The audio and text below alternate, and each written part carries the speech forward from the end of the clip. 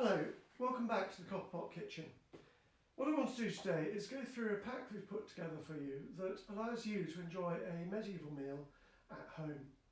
Now, medieval dining was extremely opulent and had some fantastic flavours, and we've tried to put this pack together so that you can enjoy that and really get a good experience from it. What I want to do first is go through the pack and have a look at what you get, and then we'll have a look at medieval dining. How they were dining, but also have a look at how you can do it at home.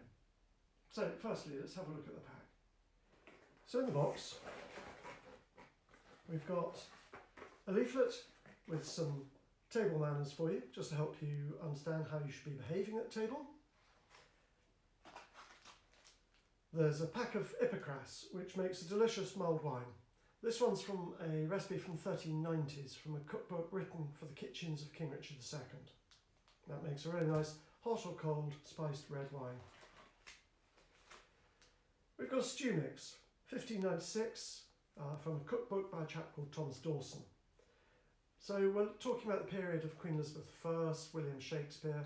This is an absolutely delicious stew. It makes a beef stew.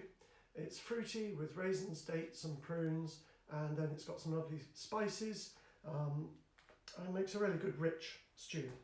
Now the best way to serve that is with a pea pottage. There's a little bit of a myth about pea pottage or pottages.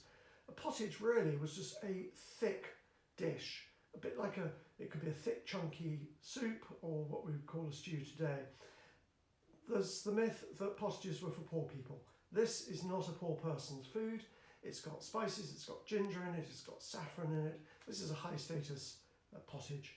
And it's peas cooked up, as I say, in ginger, saffron, milk, breadcrumbs, parsley, and it's yummy.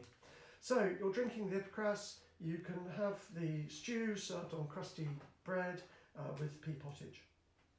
We've also put in a pack of spices for you. These are grains of paradise. Now, according to a bit of medieval marketing, grains of paradise are grown in the Garden of Eden, and they float out on the River of Paradise and are caught in nets as they float downstream. That's medieval marketing, but that's why they were very expensive, very rare. And then lastly, for your next course, we have a pack of 14th century gingerbread, which looks a little bit more like that. This is a really interesting gingerbread. It's soft, it's breadcrumbs soaked in honey with ginger and long pepper.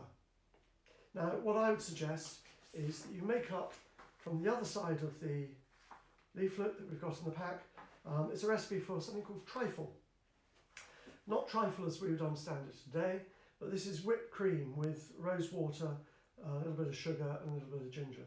And it's absolutely perfect for dipping your gingerbread into. Medieval dining isn't really that much different to dining today. But before we start, I want to dispel one of the major myths about medieval food and dining, and that's about spices. You'll often hear that spices were used to cover up rotten meat. This is completely untrue.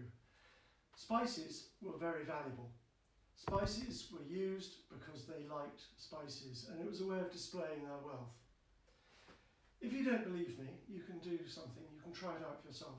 Go and buy a bit of steak, leave it outside till it begins to go rotten, and then you can eat it. Now you can try covering up the flavour of rotting meat with spices. It doesn't really work very well. One of two things will happen. Either you'll be very, very ill, or you'll die.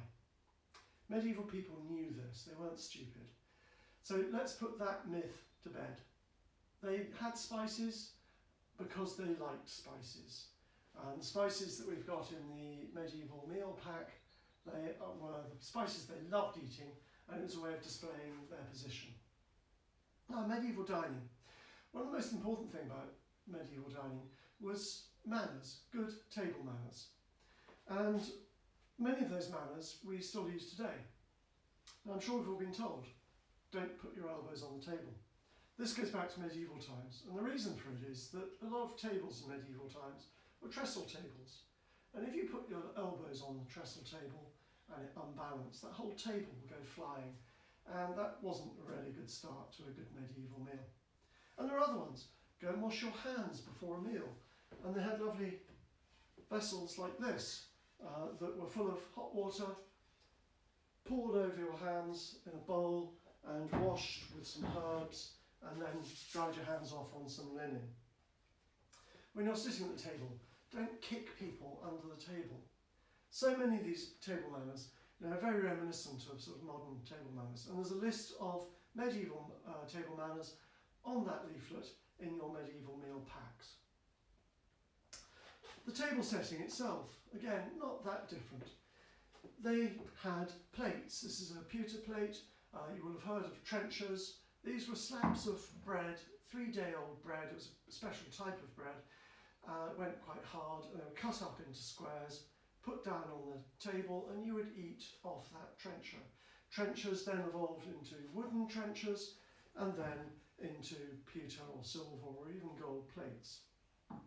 Now, if you're doing this at home, you can use a normal plate.